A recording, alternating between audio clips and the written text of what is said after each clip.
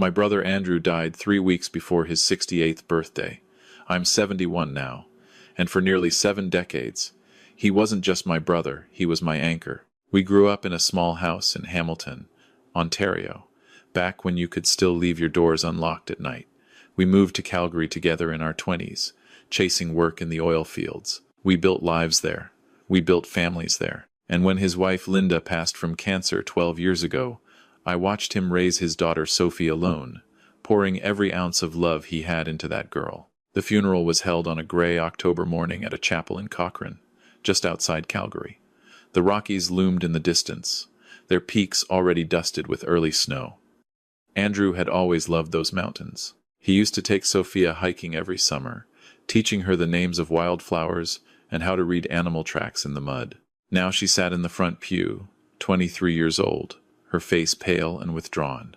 Next to her sat Derek, her husband of barely 8 months. He had his arm around her shoulders, whispering things I couldn't hear. She nodded at whatever he said, but her eyes looked hollow. I sat 2 rows behind them, watching. Something about the way Derek held her bothered me too tight, too possessive, like he was claiming her rather than comforting her. But grief does strange things to people, I told myself. Maybe I was just looking for something to focus my own pain on. After the service, as people filed out into the cold air, a man in his 60s approached me. He wore a charcoal suit and wire-rimmed glasses, and he carried a leather briefcase that looked older than both of us. "Robert Chin?" he asked quietly. I nodded. "I'm Gregory Walsh. I was your brother's solicitor." He glanced around, then lowered his voice. "Could we speak privately? Just for a moment?" We stepped away from the crowd, behind the chapel where the wind cut through my coat. Gregory opened his briefcase and pulled out a thick manila envelope. My name was written across it in Andrew's handwriting, shaky, uneven letters that made my chest tighten. "Your brother gave this to me 6 weeks ago," Gregory said. "He was very specific about when you should receive it. He said to wait until after the funeral, and to make absolutely certain that Derek wasn't present when I gave it to you." I stared at the envelope. Why? I don't know. Andrew didn't tell me what's inside. But he was frightened, Robert. Genuinely frightened. He said if anything happened to him, you needed to see this. And he made me promise, made me swear that you wouldn't tell Sophia or Derek about it until you'd read everything. My hands were shaking as I took the envelope. It was heavy, stuffed with papers. "What do you mean, if anything happened to him?" "Andrew died of a heart attack." Gregory's expression didn't change, but something in his eyes made my stomach drop. "Read what's inside," he said. "Then call me. My card's in there." He paused. "Your brother also left instructions for me to retain tissue samples from the autopsy. Just in case." Just in case of what? The question died on my lips as Gregory walked away, disappearing into the crowd of mourners. I stood there holding the envelope, feeling its weight, feeling the cold seep into my bones. I didn't open it until I was home that night, alone in my small bungalow in Airdrie.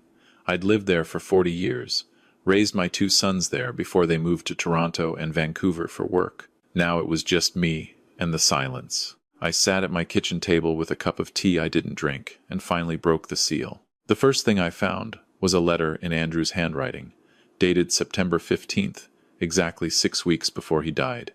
"Robert, if you're reading this, then I'm gone. And if Gregory followed my instructions, you're reading this alone." Good. What I'm about to tell you will sound insane. It sounds insane to me, and I'm living it. But I need you to believe me, because Sophia's life depends on it. Derek is poisoning me. I know how that sounds. I know you met him at the wedding, and he seemed like a decent guy, charming, attentive, crazy about Sophia.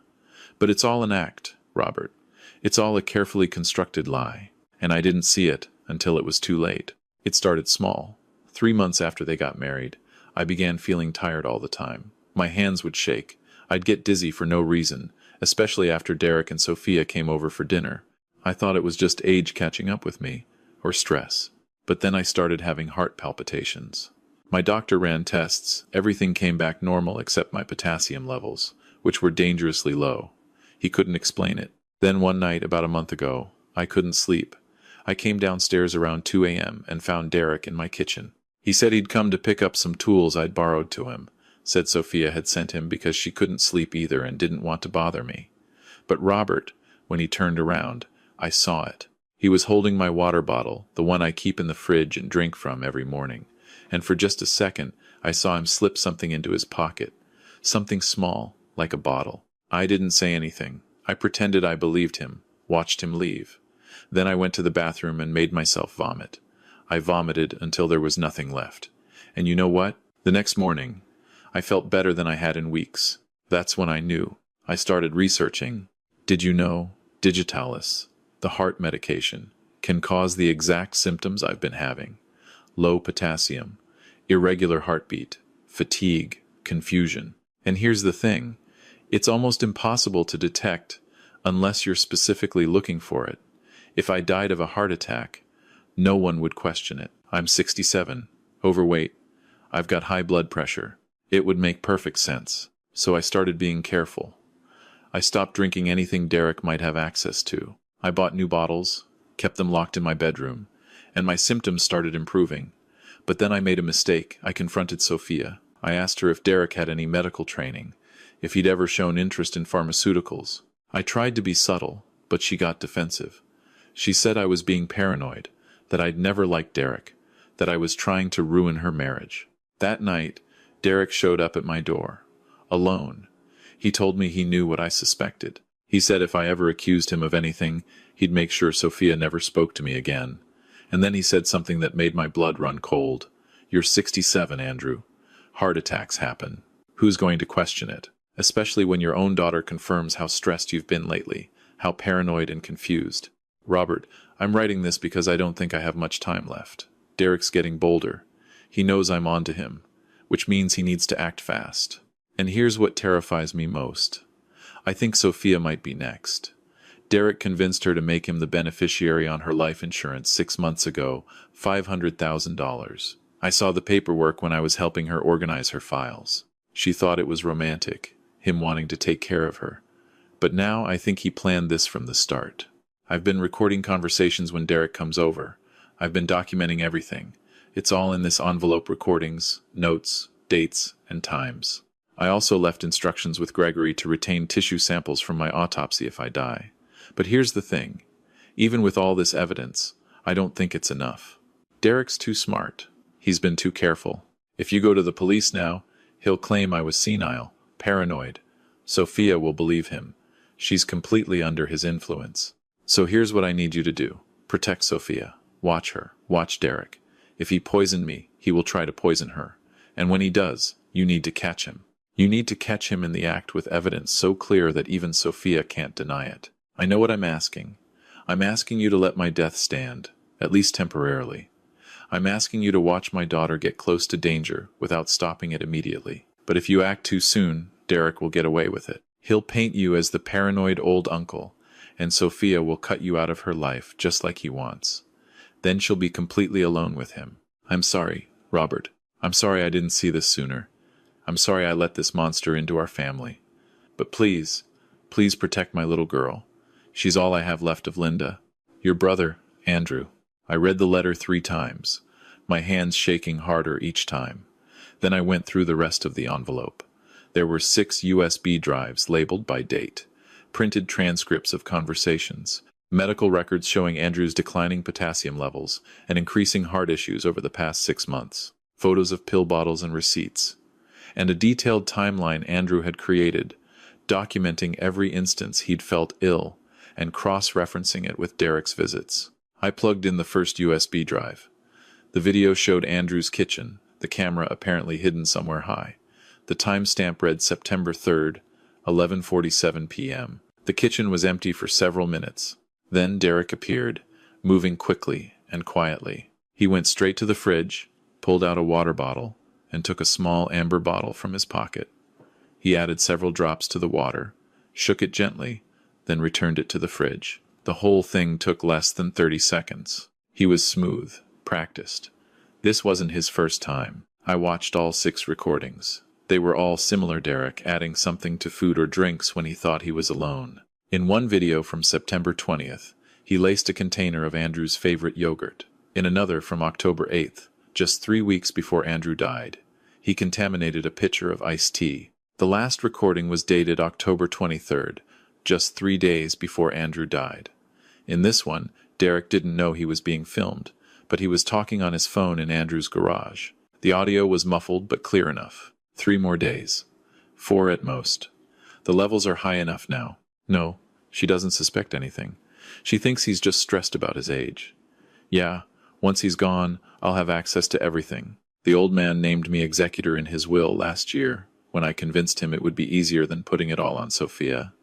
Look, I've done this before. It works. Just trust me. No traces, I told you. By the time anyone thinks to look, the body's long cremated. I stopped the video. My hands were shaking so badly I could barely control the mouse. Andrew had been cremated, just like he'd wanted. His ashes were scattered in the Bow River last week. There was no body to exhume. Except Gregory said Andrew had arranged for tissue samples to be kept. Smart. Even in his fear, even knowing he was dying, Andrew had thought ahead. I called Gregory the next morning. I read everything, I said, and I watched the recordings. There was a long pause. What do you want to do? Andrew was right. If I go to the police now, Derek will spin this. He'll say Andrew was paranoid, that I'm a grieving brother grasping at straws. Sophia already thinks Andrew was stressed and confused in his final weeks. Derek made sure of that. She won't believe me. So what then? I need to catch him trying to poison Sophia. But I need help. Andrew's recordings prove he poisoned Andrew, but they won't save Sophia if Derek decides to act fast. I need to know what we're dealing with. Can you arrange for those tissue samples to be tested, specifically for digitalis? I can have it done privately, Gregory said. It'll take about a week. But Robert, if Derek is planning to harm Sophia, a week might be too long. Then I need to buy time. I need to make Derek think it's safe to wait. That afternoon, I drove to Sophia's house in Calgary, a small townhouse in Inglewood that Derek had convinced her to buy after the wedding, even though she'd wanted to stay in her apartment in Kensington. I'd helped her move, remembered how Derek had insisted on a specific layout, specific locks, specific everything. At the time, I'd thought he was just particular. Now I saw it differently. Sophia opened the door, looking exhausted. She'd lost weight in the 3 weeks since Andrew died, and there were dark circles under her eyes. Uncle Robert, she said, surprised. I wasn't expecting you. I know. I should have called. I just wanted to check on you, sweetheart. She hesitated, then stepped aside to let me in. The house was immaculate, too immaculate. It didn't look lived in. It looked staged. Derek appeared from the kitchen, wiping his hands on a towel. Robert, good to see you. His smile was warm, his handshake firm. He was handsome in a generic way, 32 years old, athletic build, the kind of face you'd forget 5 minutes after meeting him, except I'd never forget it now. I was just making Sophia some lunch, he said. She hasn't been eating enough. You're welcome to join us. No, thank you. I actually came to talk to both of you about Andrew's estate. There are some papers that need signing. We sat in the living room. I pulled out a folder Gregory and I had prepared legitimate estate documents mixed with some creative additions. Andrew named you as executor, Derek, I said, watching his face carefully. But there are some complications with the pension distribution. The insurance company needs additional documentation, and there's a waiting period before any funds can be released. Could be 6 months, maybe longer. I saw it just a flash across his face. Frustration, anger, then it was gone, replaced by understanding concern. Of course, he said smoothly. These things take time. Sophia and I aren't worried about the money. We just want to honor Andrew's memory. Liar. I wanted to grab him by the throat. Instead, I nodded sympathetically. There's one more thing, I said, turning to Sophia. Your father left you something personal. A box of your mother's jewelry and some photo albums. They're at my place. I was hoping you could come by sometime this week to pick them up, maybe stay for dinner. I know Andrew would have wanted us to stay close. Sophia's eyes filled with tears. I'd like that, Uncle Robert. I'd like that a lot. Derek's jaw tightened almost imperceptibly. That's very kind, Robert. But Sophia's been so tired lately. Maybe in a few weeks when she's feeling stronger? I'm fine, Derek, Sophia said, a hint of irritation in her voice. I can have dinner with my uncle. Of course. I just worry about you. He squeezed her hand. How about Thursday?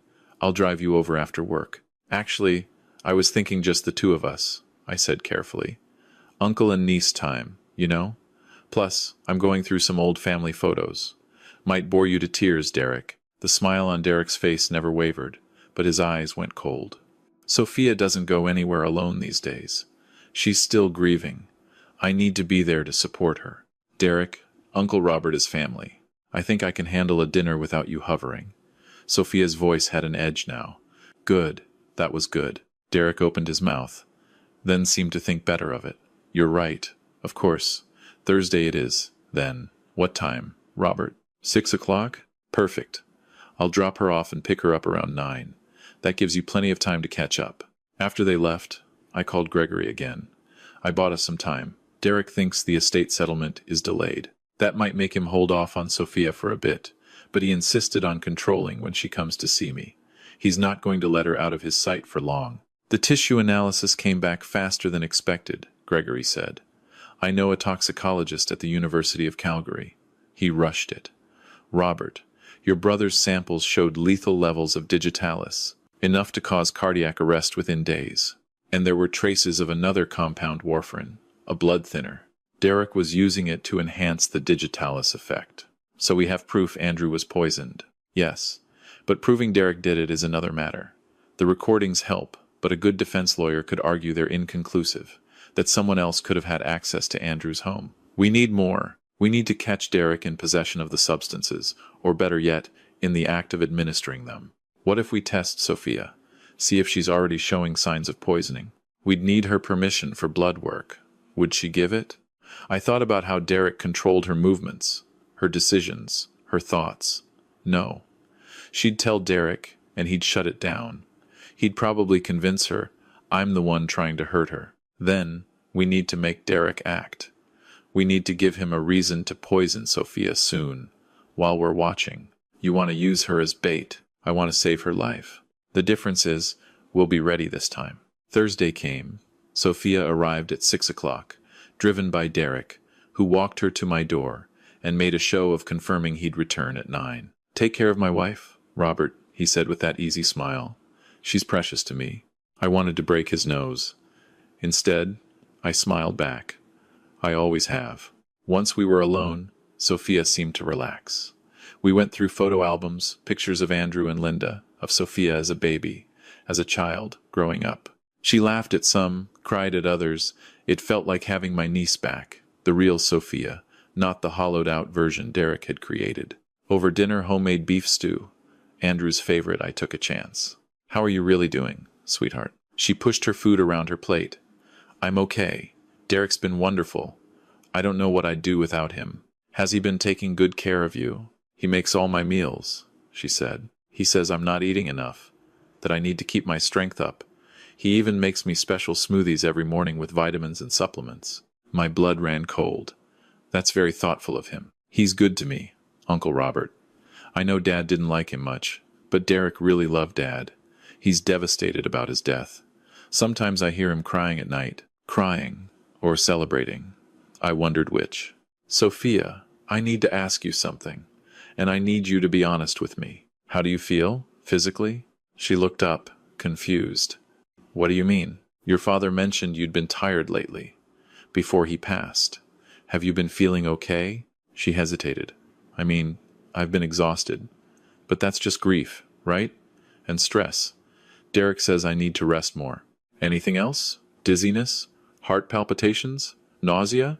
Her face paled slightly. How did you know? I've been dizzy sometimes, and my heart races for no reason, but my doctor said my blood work was fine. Derek thinks I'm just anxious. He got me some herbal supplements to help me relax. Of course he did. Herbal supplements that probably contained the same poison that killed her father. Sophia, I need you to listen to me very carefully. Your father left me something before he died. Information. About Derek. She went still.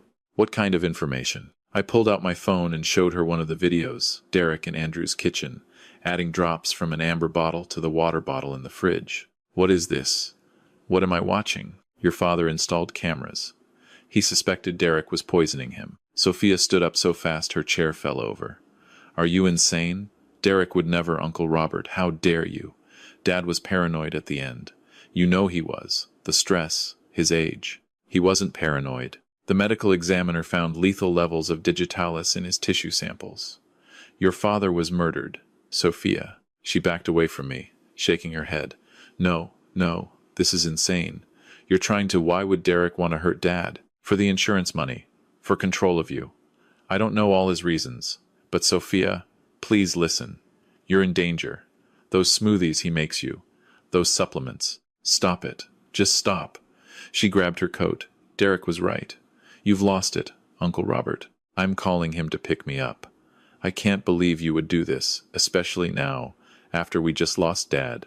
You're trying to turn me against my husband. Sophia, wait.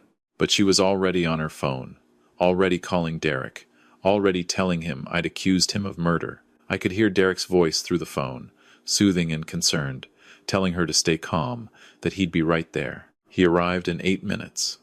He must have been waiting nearby. He came to my door with his arm around Sophia, who was crying. His expression was perfectly calibrated, hurt, betrayed, disappointed. I can't believe you'd stoop to this, Robert, he said quietly. I know you're grieving. I know losing Andrew was hard. But to make these accusations, to upset Sophia like this, he shook his head. I think it's best if you stay away from us for a while. At least until you get some help. Derek, I know what you are. I know what you did to Andrew. He smiled then, just a slight curve of his lips. It didn't reach his eyes. You don't know anything.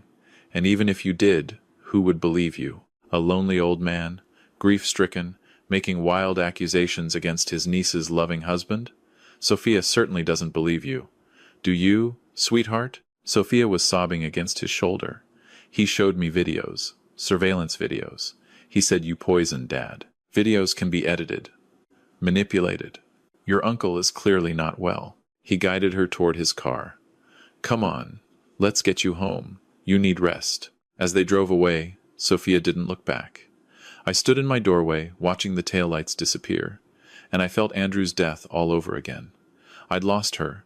I'd pushed too hard, too fast, and now Derek had her exactly where he wanted her, isolated, convinced I was the enemy, completely dependent on him. I called Gregory from inside my house, where I'd hidden cameras of my own. Everything had been recorded. She didn't believe me. I know. I was monitoring the audio feed. But Robert, we got what we needed. We got Derek on camera hearing the accusations and not denying them to you. We got him admitting that, even if you did know something. That's not how an innocent man responds. He's going to kill her now. Tonight, tomorrow, he knows we're on to him. He's going to act fast. Which is why I've already called the RCMP. I sent them the videos, the tissue analysis, everything. They're taking it seriously. But they need probable cause to search Derek's home, to get a warrant for his arrest. They need more. So what do? We wait, and we watch. I've arranged for surveillance on their house. If Derek makes a move, we'll catch it. That night was the longest of my life. I sat in my living room with my phone in my hand, waiting for it to ring, praying it would, and praying it wouldn't. At 2:17 a.m., it buzzed. It's Gregory. RCMP is moving in. Get to Calgary Regional Hospital, now. I drove like I hadn't driven in 40 years, speeding through empty streets, running red lights, my heart hammered in my chest. Please let her be alive. Please let her be alive. Gregory met me in the emergency room waiting area. What happened? Sophia called 911 at 1:45 a.m. She was vomiting. Her heart rate was over 180 beats per minute. She couldn't breathe. She thought she was having a heart attack. Derek tried to stop her from calling, told her it was just anxiety, but she did it anyway. The paramedics found her unconscious. They found Derek trying to hide a bottle of pills in the garage. Is she alive? She's alive. They're pumping her stomach now, giving her activated charcoal. The doctors say she's going to make it. She's going to be okay. I sat down hard in a plastic chair, my legs giving out. And Derek? In custody. The RCMP found digitalis and warfarin in that bottle. They found more in his car, in their kitchen, hidden in vitamin bottles. They're matching it to the compounds found in Andrew's tissue samples. And Sophia. Gregory's voice softened. She's asking for you. They let me in to see her at dawn. She was in a hospital bed, hooked up to IVs and monitors, her face gray and drawn, but her eyes were clear, awake, alive. Uncle Robert, she whispered. I took her hand. I'm here, sweetheart. I'm here. You were right about everything, Derek told me. Her voice broke. When I was on the phone with 911, he told me to hang up. He said I was fine. It was just anxiety. But I felt like I was dying. And when I wouldn't hang up, his face changed. He looked at me like I was nothing, like I was garbage. And I knew, it's over now. He can't hurt you anymore. He killed Dad, didn't he? I squeezed her hand. Yes. She closed her eyes, tears streaming down her face. I'm so sorry. I should have seen it. I should have listened to Dad. He tried to warn me, and I called him paranoid. I told Derek everything Dad said, every concern. I helped Derek kill him. No, sweetheart. This isn't your fault. Derek is a predator. He's manipulative. He isolated you, controlled you, made you doubt your own instincts. That's what people like him do. How did you know? How did you figure it out in time? I told her everything then, the envelope, the videos, Andrew's final letter, how her father had known he was dying but had planned it so that we could save her, how his love had reached beyond death to protect his daughter one last time. He never stopped being your dad, I said, even at the end, especially at the end. Sophia was in the hospital for 3 days. The doctors confirmed she'd been systematically poisoned for months, ever since shortly after the wedding. The herbal supplements Derek had given her were laced with gradually increasing doses of digitalis. Another week, maybe 2, and she would have died of what appeared to be sudden cardiac arrest, just like her father. Derek was charged with first-degree murder of Andrew Chen and attempted murder of Sophia Chen. The evidence was overwhelming: the video recordings, the tissue samples, the drugs found in his possession, the testimony of the paramedics about his behavior when they arrived. During the search of his home, police found a safety deposit box key. Inside the box, $500,000 in life insurance policies on Sophia, detailed notes about digitalis dosing, and horrifyingly documents suggesting Sophia wasn't his first victim. There was a death certificate for a woman named Jennifer Morrison from Red Deer, Derek's first wife, who died of a heart condition 4 years earlier. She'd been 28 years old. He'd collected $300,000 from her life insurance. The trial took place 8 months later. I attended every day, sitting behind Sophia, who testified with a strength I didn't know she had. She told the court about Derek's controlling behavior, how he'd isolated her from friends and family, how he'd convinced her that her father was unstable and paranoid. She described the morning smoothies, the supplements, how Derek had insisted on preparing all her meals. She talked about the night she almost died, how Derek had tried to stop her from calling for help, how she'd seen his mask slip and understood, finally, what he really was. The jury deliberated for less than 4 hours. Guilty on all counts. Derek showed no emotion when the verdict was read. He simply stared straight ahead, that same blank expression he'd worn throughout the trial. As they led him away in handcuffs, he looked at me once and smiled. That smile still haunts me sometimes, 'cause I know what it meant. He'd gotten away with it before. He'd almost gotten away with it again, and if he'd been smarter, more patient, he would have succeeded. Somewhere out there might be other Jennifer Morrisons, other women whose deaths were never questioned, whose murders were written off as tragic but natural causes. Sophia moved back to her old apartment in Kensington. She's in therapy now, working through the trauma of being married to someone who was actively trying to kill her. She's back in school, finishing the nursing degree she'd abandoned when Derek convinced her she should focus on being a wife. She visits me every Sunday for dinner, and sometimes we go through those photo albums again, remembering Andrew and Linda, remembering better times. She started dating someone new, a genuinely kind man named Michael, who works as a teacher. She brought him to meet me last month, nervous and hopeful. He was patient when she explained she needed to take things slow. He didn't try to control the conversation or dominate the room. He asked her questions and actually listened to the answers. When he left, he shook my hand and said, "I know Sophia's been through hell. I just want you to know I'll never give you a reason to worry about her. Never." I believe him. But I also watch, because that's what Andrew taught me in his final act. That love means vigilance. It means trusting your instincts even when everyone tells you you're wrong. It means protecting the people you care about, even from dangers they can't see themselves. I'm 71 years old now. I've learned more about evil in this past year than in all the decades before. I've learned that monsters don't always look like monsters. Sometimes they look like charming young men who bring flowers and make smoothies. Sometimes they sit across from you at dinner and smile while they plan your death. But I've also learned about love. About how my brother spent his final weeks preparing evidence to catch his own killer, not to save himself. He knew he was too far gone, but to save his daughter. About how love transcends death, reaches across the grave, guides the living even when the dead are gone. Andrew's ashes are scattered in the Bow River, in the places he loved, near the trails where he taught Sophia to identify wildflowers and read animal tracks. Sometimes Sophia and I go there together. We sit by the water and talk to him, tell him about her life, about her recovery, about the future she's building. We thank him for his final gift, for loving her enough to fight for her, even as he was dying, for being smarter than the man who killed him, for making sure Derek paid the price for his crimes. If you're reading this, if you recognize any part of this story in your own life, I want you to understand something. Trust your instincts. If someone in your life is isolating you, controlling you, making you doubt your own perceptions, that is not love. Love does not require you to cut off your family. Love does not demand you stop seeing friends. Love does not make you feel smaller, weaker, more dependent. And if you're worried about someone you love, if you see the signs of them being controlled or manipulated or hurt, don't wait. Don't be polite. Don't worry about overreacting or causing offense. Because the cost of being wrong is embarrassment. The cost of being right and staying silent is a life. My brother taught me that. He taught me that protecting the people you love means being willing to look like a fool, to be called paranoid, to risk the relationship rather than risk their life. He taught me that love is not passive. It's active. It's fierce. It's willing to fight even when the fight seems hopeless. I miss Andrew every single day, but I see him in Sophia's smile, in her strength, in the way she's rebuilding her life. I see him in the careful way she evaluates new people, in how she trusts her instincts now, in how she refuses to let anyone make her feel small again. Derek is serving life in prison without possibility of parole for 25 years.